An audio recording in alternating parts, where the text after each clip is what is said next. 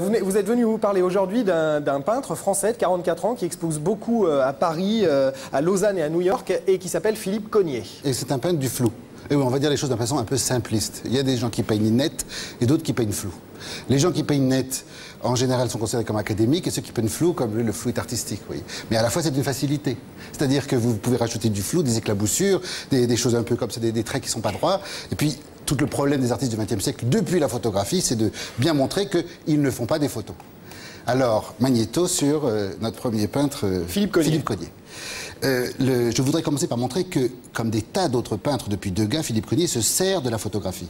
Les photos sont étalées par terre, et il s'agit de savoir laquelle donnera quelque chose en peinture. Là, ce sont des vues de Rézé, une banlieue sinistre de Nantes. Et un des tableaux qui en est sorti il y a 4 ans est celui-ci. Le voici en photo. Ah, et le voilà en peinture.